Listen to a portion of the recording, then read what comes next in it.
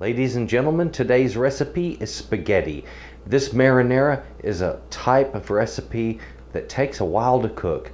With the meatball and the Italian sausage, I'm going to show you a special recipe that will light your world up.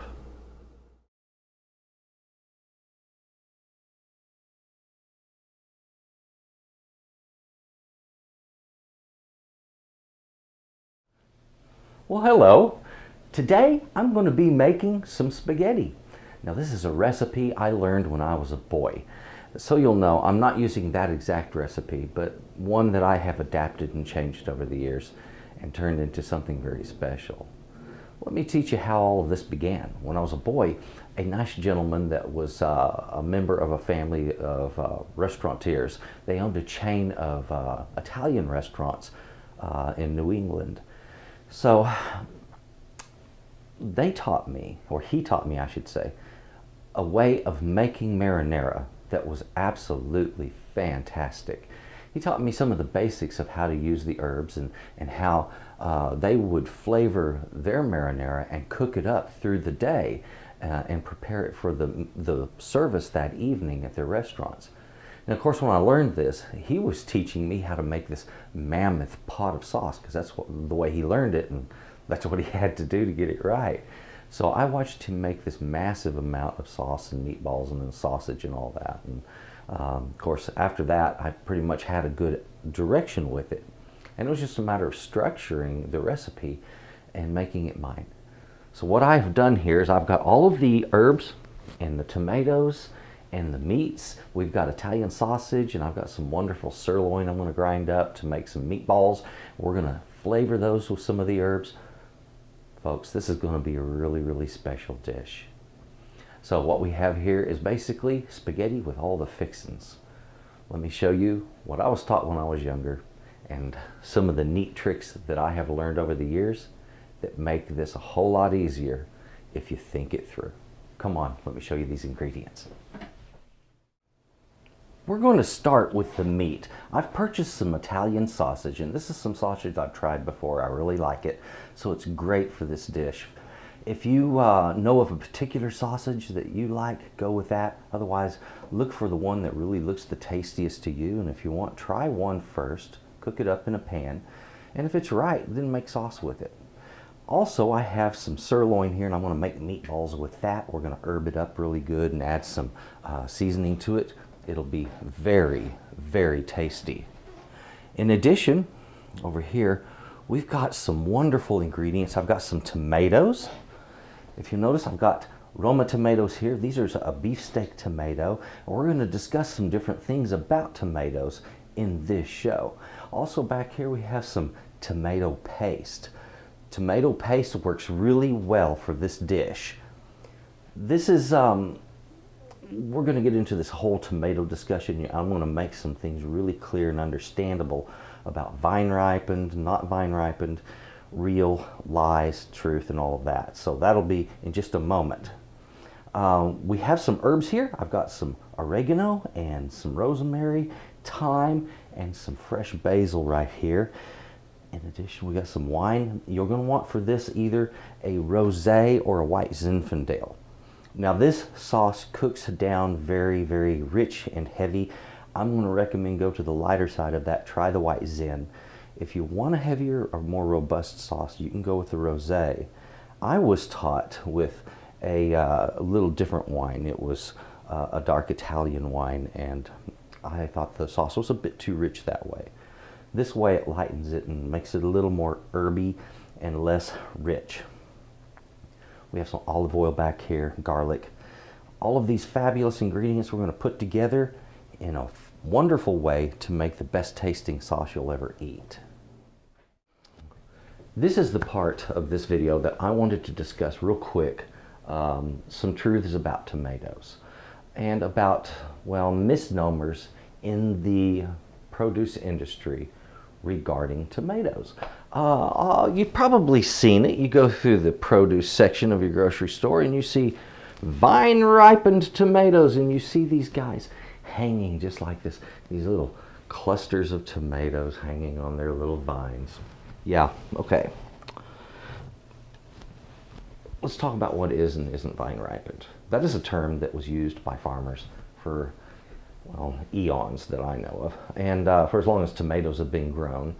And the term vine ripened refers to that tomato which had turned red when it was hanging on the plant. The plant was still planted in the ground, growing in the field. You know, the sun was beating down on it every day, and it was drinking rainwater. Okay, so you had vine ripened tomatoes, and those are delicious because they're extremely sweet, and the flavors in the tomato developed fully, which does not happen when you see this right here. This doesn't allow the flavors to develop fully because it's not on the plant. The plant feeding it its life nutrients is what causes that tomato to ripen and turn into a very special thing. Now I happen to have right here, this is the real thing. This is a vine ripened tomato, all right? This is a hothouse tomato. It's an organic tomato. And that's why I wanted to buy this. I wanted to show you the difference. You know, the real thing when it comes to these, you'll notice there's some blemishes here on these. Like this one's bruised a little bit, and this one has some pitting and bruising up here. And that's normal for tomatoes that were truly vine ripened. And these were hothouse tomatoes, so they were treated very delicately. And even then, there was still some of this light bruising going on. That's just a sign that it's the real thing, okay? And it's a good sign that I like to see when I'm shopping for a tomato. So you'll know, when you're picking vine-ripened tomatoes, you touch the tomato and pull it slightly, and it just pops off in your hand. It doesn't hang on to the vine like this. If this was on the plant, I would say, no, that's not vine ripened because it's not popping loose. This right here would knock it loose into my hand. And, well, these are not truly vine ripened. They're just tomatoes on the vine. Now, when I bought those were in a package that was labeled tomatoes on the vine, but it didn't say anything about vine ripened. And I was really happy to see that because it was somebody being truly honest in their product. Okay, so yeah, they're tomatoes on the vine, but they are not vine ripened tomatoes. Be careful about misnomers in the food industry. Now, you may remember from what I just showed you, we're using tomato paste. You may be saying, well, this is all fresh, so why do you have tomato paste out there? Let me explain something.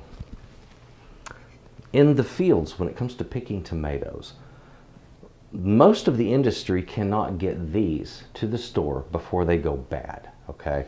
So all of these vine-ripened tomatoes, these little guys, the ones that weren't grown in local hothouses and stuff, these all go straight into the canning, okay? And they make diced tomatoes and canned whole tomatoes and tomato paste, tomato sauce.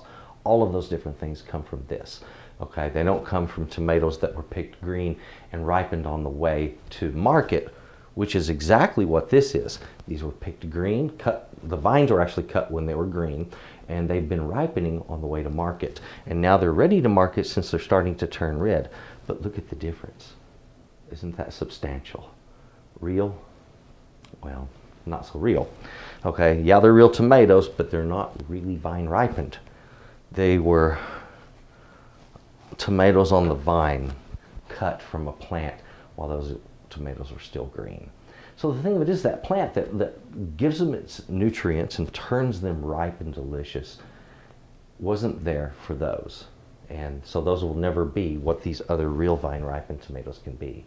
This sauce, you can make it with either 100% tomatoes, or you can use the tomato paste. However, if you're going to use just the tomatoes, you're going to need a lot more than just the 18 ounces of paste that we have here. This is also a good end run when you're making sauce because it gives you the right flavor, the right texture. Everything is spot on perfect. If you use raw tomatoes, you need to use about 4 times more. So you're going to need about 4 to 5 pounds of tomatoes to give you anywhere near the same quantity of paste that we have here. So you're going to be cooking off that liquid a lot longer if you use only fresh tomatoes like this. I like to do a combination. I get a beautiful flavor that way. This is a cool way of doing this. Now, let's get busy with our meat because that's the next thing we need to take care of. Okay folks, I'm going to get this cut up and get busy grinding. Now something I want to mention about using a grinder. When you're using one of these, never stand in front of this nozzle. If you do, you may get an ugly surprise. Grinders, they like to spit. They build up a lot of pressure behind this grinding head because the auger keeps forcing that meat forward regardless of what's happening here. So sometimes it builds up pressure and it just spits out of there, and you got to be careful. Never stand in front of it. To the side of it is always best. Now let's get this meat cut into usable pieces. Alrighty.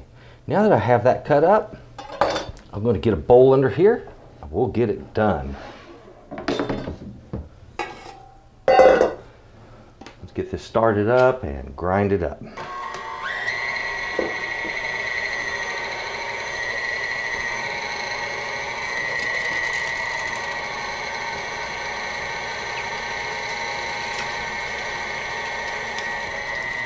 Notice how quickly it gets that done. There we go. That was so easy. And so you'll know, these things are really not hard to clean. There's the auger, and on the end there's this die. There's a little blade behind the die. It's not like sharp, it's just a blade that works behind this. And then this nut and the housing. It cleans very easy and quick, actually. All grinders are built basically the same, and when you do this, you get such a perfect quality product. Now, we need to get this seasoned and turn it into some beautiful meatballs. Now, there's a lot of ways you can get these fresh herbs. Sometimes they're in little packages like this. This is where they're actually still in water, and it keeps the basil really fresh. It's a cool way of doing it. I love to buy it when it's like that.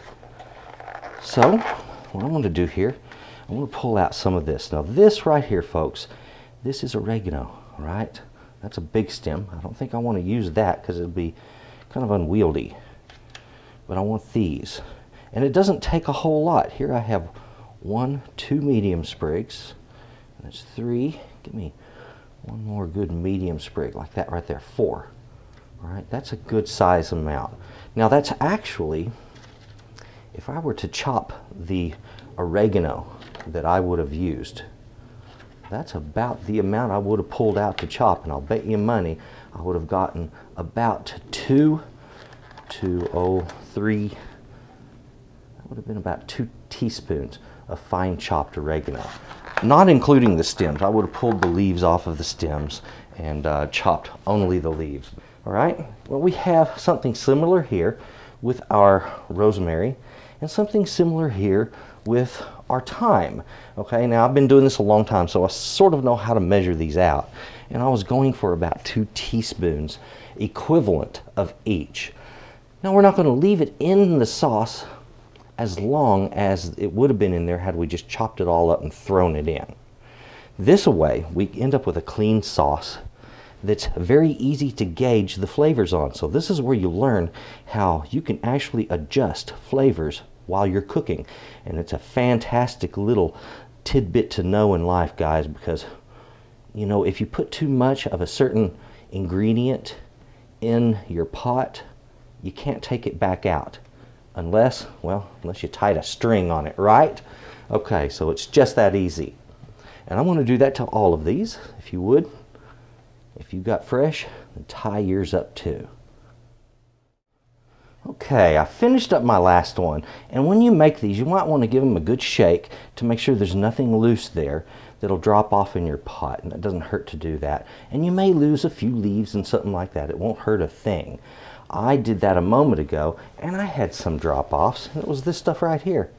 No major loss, okay? We don't lose sleep over that, because we have more than enough of everything we need right here, and a fantastic way of controlling flavors. So folks, if you've never done this, you've got something new that you can work with. Now, what do you do with all that loose string? You don't want to have a hard time finding it in the pot. You can take the string and tie it to the handle of your pot. You know, just wrap it around that thing and tie it off. It's just that simple. So, one of those neat little tricks that you learn right here. Next, let's chop up some of our leaves back there for the basil. and I'll show you what we're going to do with that garlic as well. Okay, let's take care of some of our basil. What I wanted to show you here is if you have this kind of basil, all you have to do is just start plucking the leaves, okay? You don't have to pull it all out. And that way it stays down in the water, and what's left in here stays good and fresh. I want to say this, when it comes to using basil like this in dishes, you can go heavy with basil. You can use basil as a fresh green in salads. I do that all the time. It's one of my favorite ways of doing a dressing in a salad with basil and olive oil, and there's plenty of it. I've used basil in ravioli, all right? Handling this, just grab your leaves and very quickly kind of stack them. You don't have to be neat about it. You're just kind of grabbing them and getting them all put together. So I just gather these together. I'm going to take my knife, grab it, pinch up on that blade, and I'm going to slowly creep my fingers back, doing what is referred to as a chiffonade. Okay? And that's just where you're making these really super thin, paper thin slices. Now, if you have children, you might want to do that for them.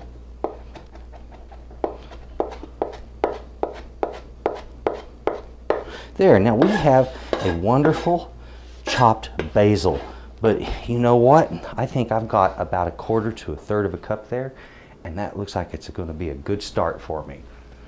Remember, on a chopped herb like this, you can always add more, but once it's in there, it's in there. You're stuck with it, all right?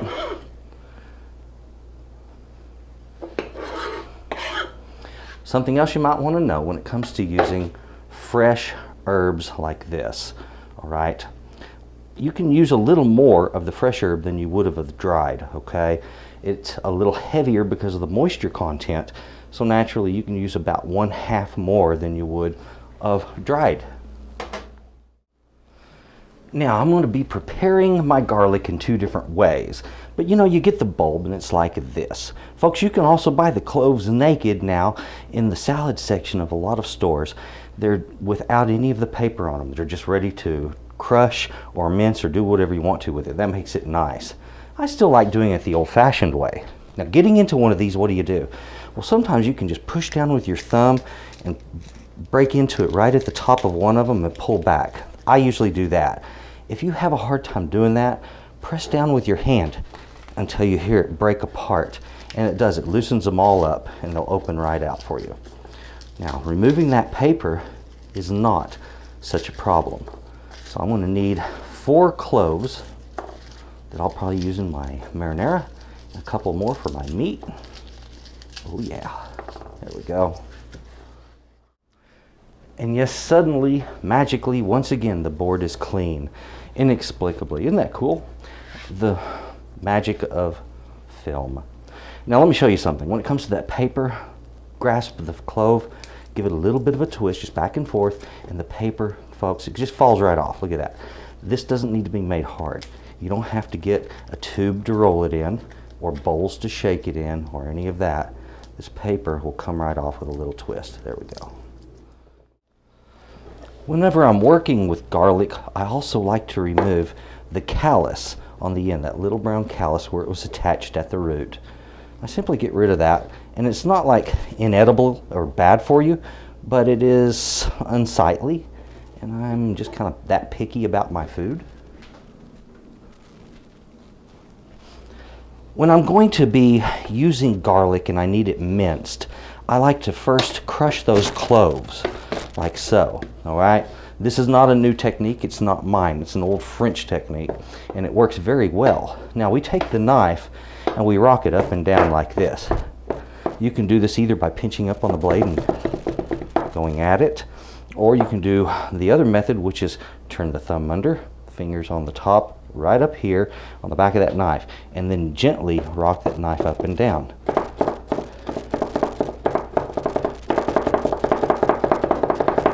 And that gives you 2 cuts for each motion, all right?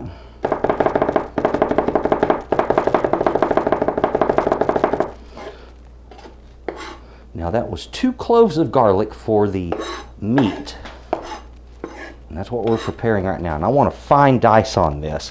Right now I have a very coarse dice. So let's knock that down. Now let me tell you one of my little tricks to getting a better cut. You notice how the garlic's been jumping around. Well, my blade is vertical like this. But if I take that and tilt it just slightly, about, oh, that much right there, then I get a better cut without it moving as much.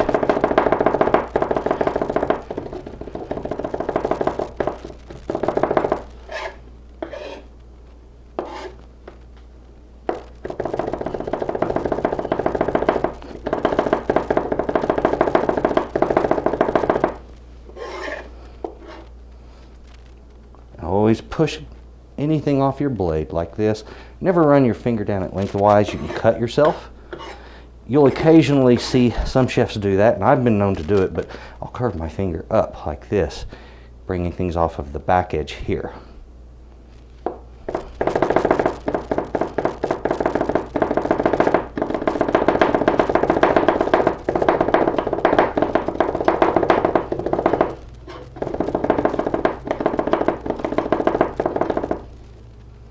Right, there we go.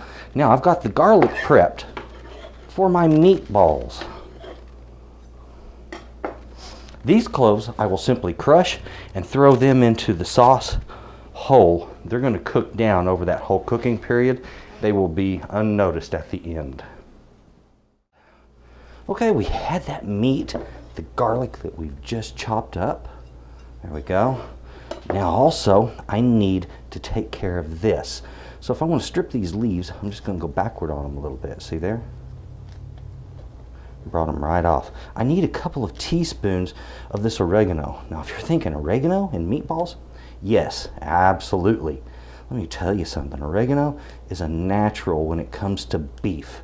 They work well together, okay? They complement each other, and that's what we want. So I'm just going to go across this a couple of times, making sure I get a good chop.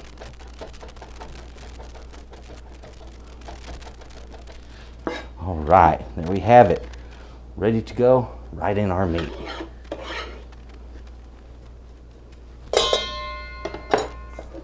Look at that. How about a little salt? And I'm going to want about ½ a teaspoon of salt in there. Bring out some really good flavors. I need to mix this together, and we're going to be making meatballs. All right, time to get in there and make those meatballs. So I just wanted to get in it.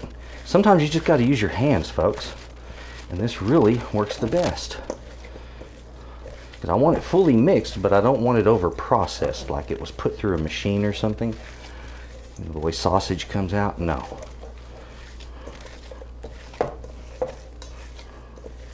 Now, let me tell you a little trick. If you think your meatballs aren't going to stick together well enough, add a little bit of fat in there. You can use like shortening, you can use lard, you can use beef tallow, whatever you'd like. Just add some hard lard or whatever right down into this and work it in. Now what that does is that fat makes a nice sticky layer that holds the meat together very well. I have a very moist mixture here, so I'm not too worried about it, and it's sticking together well. So I'm going to be able to make very good meatballs. So what I want to do is to divide this into 5 equal meatballs. Let me get it out of this bowl. And then I'm going to start just dividing up my meat quantity there. I'm going to make a ball like so. Do that again, a little bit more maybe, again. And then the last part, I have 2 balls that are way smaller. So I'm going to pick from this one and this one. And this is sort of the way you can just kind of balance them all out. And it works. If you want to weigh it out on scale, hey, go right ahead.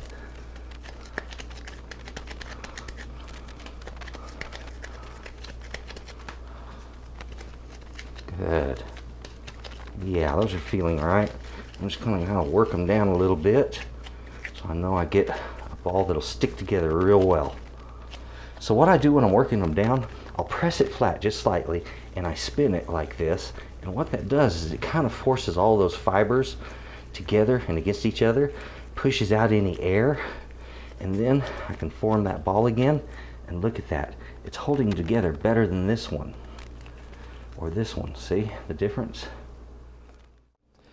I'm about to take care of these tomatoes to turn them into a sauce that's usable. To do this quickly without the blanching and all the trouble with hot water and that to remove the skins, there's an easier way.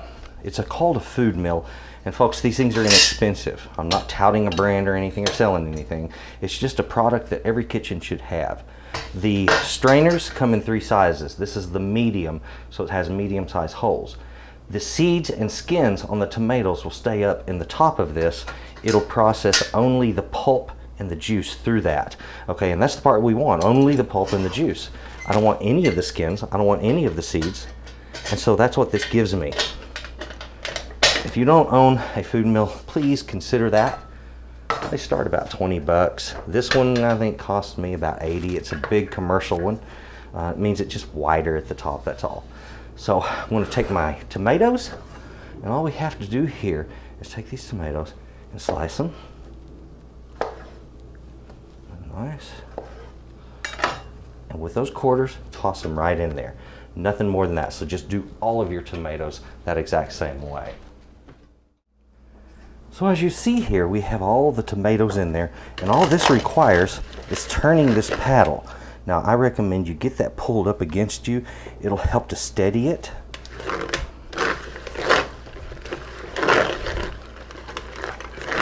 Now if you'll notice, look at what's happening here. This is one of the skins. Look how stripped out he is. Isn't that cool? So it's giving me everything I want and keeping the bad part back on this side. So there we have it. A bunch of skins left over. And down in the bottom, this beautiful, fresh tomato paste slurry. It's basically just tomato paste and tomato juice worked together. And ladies and gentlemen, if I was going to make some fresh tomato paste, this is where I would start. And I would simply slowly simmer this down until I have a perfect product. This, and as you can see, in quantity, it's about the same amount as the paste I have in that other bowl, but it is not the same amount of paste. That would cook down to just a couple of tablespoons. Now folks, there they are. Our meats are all ready for this. Imagine if we have that much meat, what we're going to have in the way of sauce. We've got our big pot, and over here, all of our other goodies, our tomato products, our herbs and spices and the wine and all that. It's all ready to go, but what we have to do is start stacking flavors. Now what do we mean by stacking flavors? Well, that means building one flavor on top of another, on top of another, on top of another. The first flavor I want is the flavor of caramelized meat juices. All right, so those meats right there are going to be browned in that pot to caramelize the bottom of the pot and the outside of the meat just a little bit. So you'll know you don't have to pre-cook your meat in order for it to work in spaghetti, okay? But you get a much richer flavor when you do that browning first. Get those sausages in there.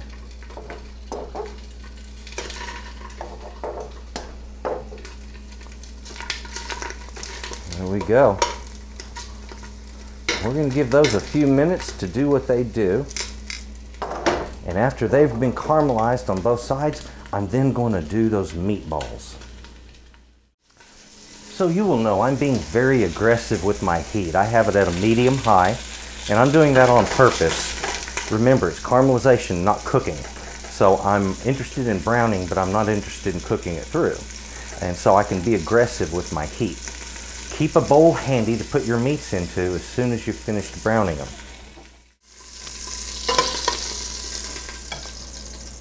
All right, now we get those meatballs in there. Get them cooked the same way. And again,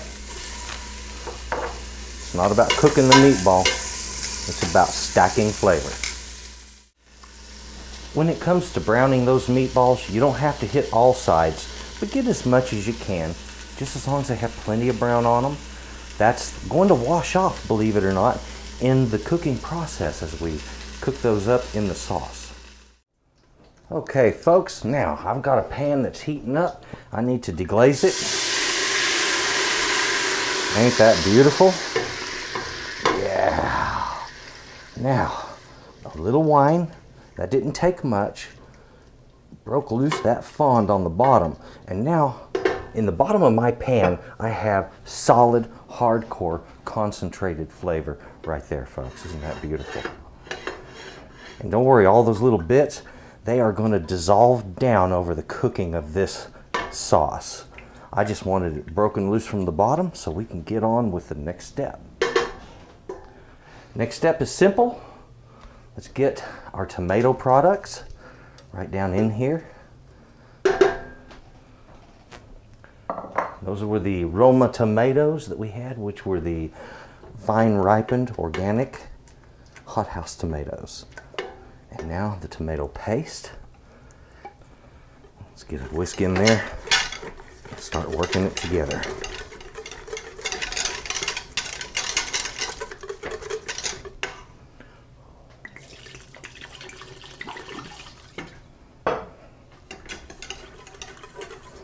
In the event you have any concerns whatsoever regarding alcohol content, there will be 0 alcohol in this product. And you need to understand that the alcohol, 100% of it cooks out. The only thing that's left behind is the unsweetened grapefruit juice that was left behind after the alcohol was made. That's what we're looking for. We're not looking for a bunch of extra sugar that's already in the tomatoes. And wine gives us that fruitiness without the sugar. You can also use a non-alcoholic wine for this.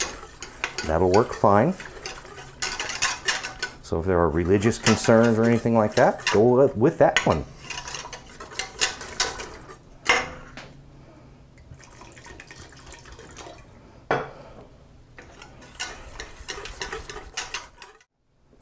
I still have my heat under this pot. I'm going in with some water now, and I'm going to add some more of that wine in just a little bit.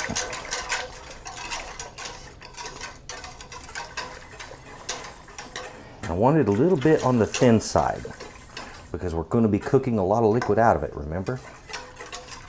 It's a long simmer. So what I've put in there is the better part of a bottle of wine and a full pint of water at this point. Also, at this point, we can go on in with our herbs. So, there's our basil. Yeah.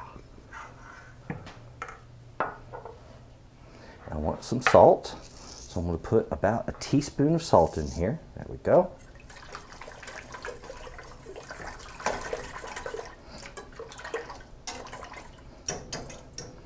Now, one of the things I don't like about loose herbs in my sauces, and this is it, look what's hanging on my whisk. So I generally end up having to tap it off to get those off of there. I'm going to set this meat aside, and that meat is not going to go in it immediately. I'm going to put that meat in there in about an hour, all right? And don't worry about it setting out. Oh, it'll spoil sitting out. No, once we put it in the sauce, it's going to be cooking for more than an hour, so there will be no spoilage. Don't worry about that. Okay, one at a time, I'm going to set my herbs down in here. And as I mentioned before, you can take those strings and simply tie them off. It's a real smart thing to do.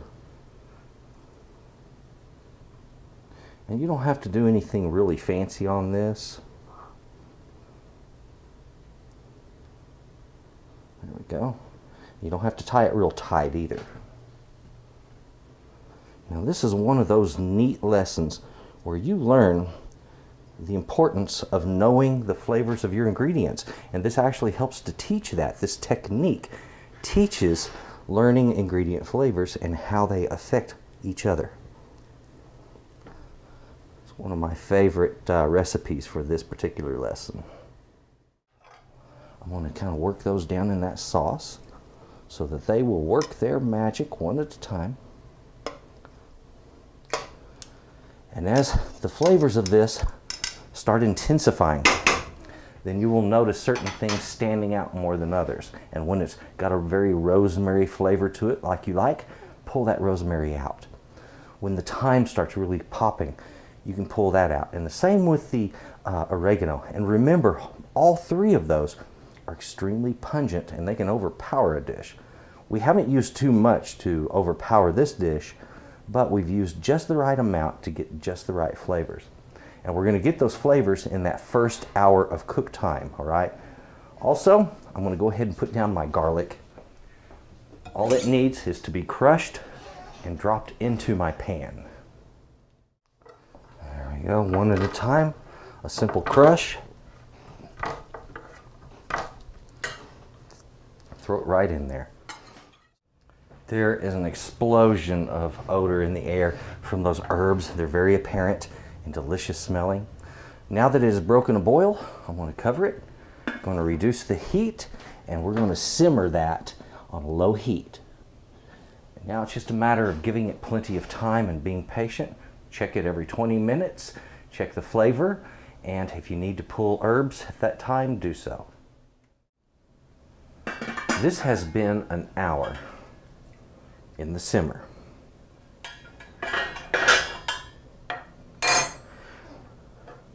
So we have this sauce that's coming along beautifully. Look at the color on that. Isn't that gorgeous? It has cooked down quite a bit. We've lost a lot of the moisture on it, but not enough to really get it to the consistency I'm looking for. I do have a spoon, and I want to get just enough in my spoon to taste this. All right, now this is important. Make sure you do this. Okay, I'm tasting my ingredients wonderfully. It is a beautiful, sweet tasting marinara. It's going to be delicious. But we're about to turn this from sweet to a little bit more savory, and that's by adding that meat in there. Well, we have done that 1 hour simmer and it's looking beautiful.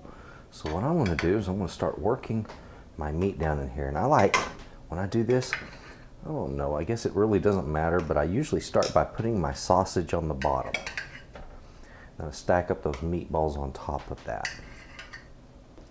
Take that bowl, like I said, all those juices right down in there. It's all part of the same beautiful, delicious dish. At this point, it's just a matter of bringing all of this back up in temperature. So the sausages are on bottom, our meatballs are in there, the herbs are still in there doing their thing. For the most part, they've released the majority of what they have, but I'm going to go ahead and leave them because nothing is really too overpowering at the moment. I'm getting good herb flavor, but not an overpowering herb flavor from any of them, which means I didn't use too much, and it's perfect. There we go. Put the lid on there and reduce that temperature. Folks, I have finished cooking up my pasta. Something I want to mention to you, if you want to do your pasta upright, when you're finished cooking, pour in a little bit of olive oil. Number one, it really enhances the flavor, okay? Makes very good pasta. Don't worry, the olive oil won't keep the sauce from sticking. In fact, it actually acts as an enhancement. It soaks into the pasta. The pasta now will not stick to itself, believe it or not. And it may act like it at first. There may be a light bond when you cover this pot and leave it that way for 15 minutes, 20, or even 30 minutes.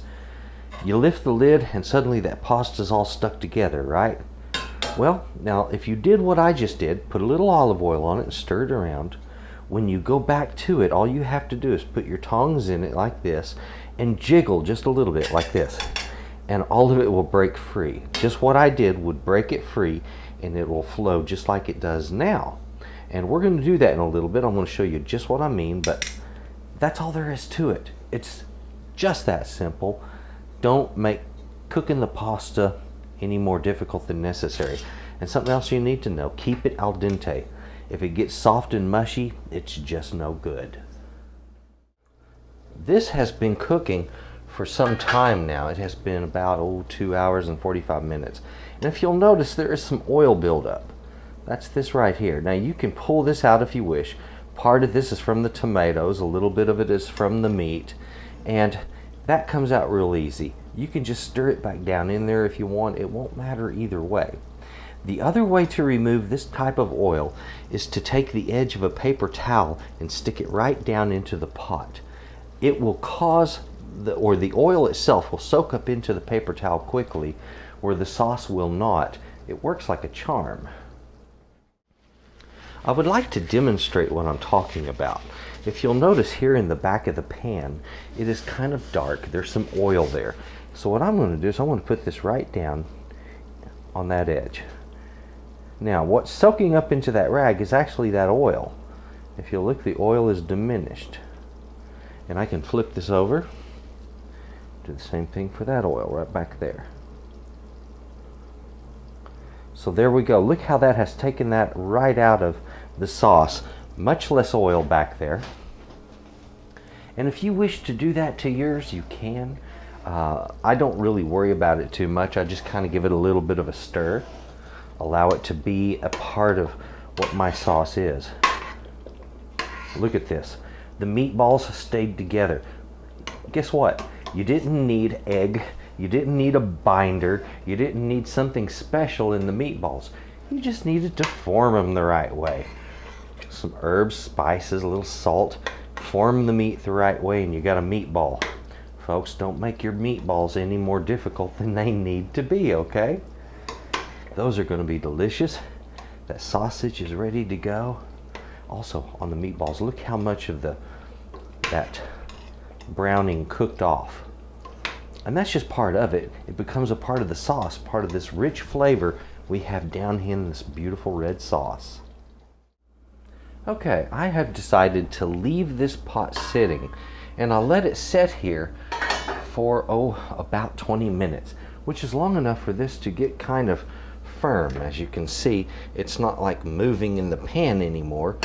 It has kind of congealed together. Now, as I told you, all you needed to do was jiggle this. Some people don't believe that this is real, but that's the reason I decided to do this, just to kind of show what I'm talking about. See there? Boom. It's ready to go again. That's all it takes. Even though it sticks together a little jiggle is all it takes, and it's ready to go. Today we used 5 Italian sausages, 1.5 pounds of ground sirloin, 18 ounces of tomato paste, 1 pound 4 ounces of Roma tomatoes that are vine ripened. If you wish to use tomatoes like this that are not vine ripened, what I have sitting out here, so you'll know this is about 1.5 pounds. That'll give you some idea of size versus weight. On the garlic, you're going to need a couple of cloves for those meatballs and about 4 cloves for the sauce itself. Now, when it comes to those herbs, remember you're making a garnish or what the French would call a bouquet de garni. So you're tying off some sprigs and putting them in there until you develop the right flavor. The more you use, the faster that flavor will develop. So remember that one little trick. I like to just go with a moderate size bundle like this. That way it doesn't overwhelm the dish too quickly. On the basil, that right there, on this dish you can go anywhere from 4 to 6 tablespoons of chopped basil, and it's a delicious, delicious way to go.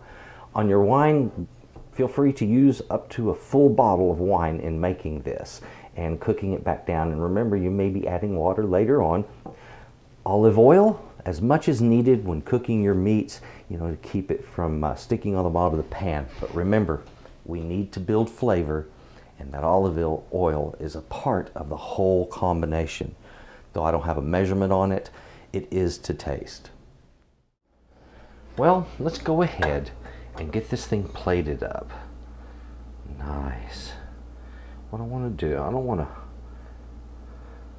make this any more difficult than necessary. There we go. Something I wanted to do here was just kind of give a good presentation, and it's like any kind of plating, even spaghetti can look good.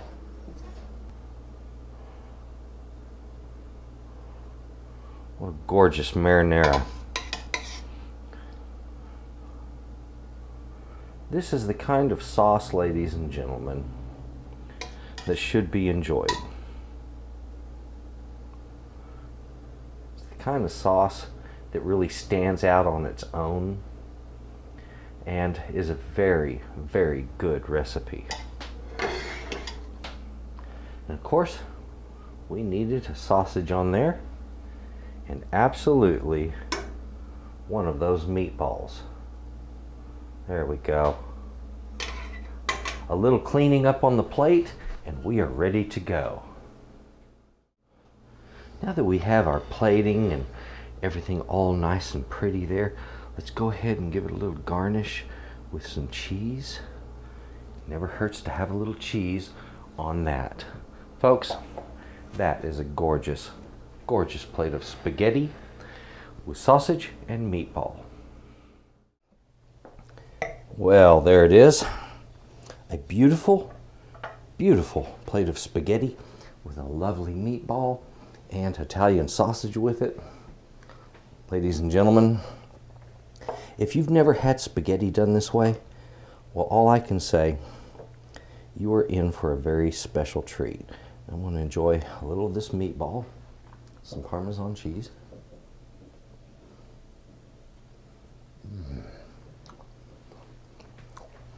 You know, one of the neat things about not throwing binder in with the meat, there's no egg, there's no breadcrumbs, none of that junk. It's not needed.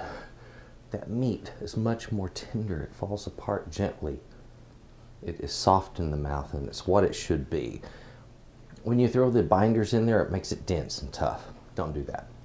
This marinara is absolutely fantastic.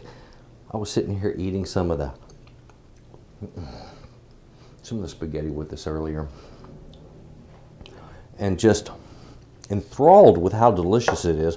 I had forgotten how good this recipe is. It had been many years since I prepared this, and I'm glad I did.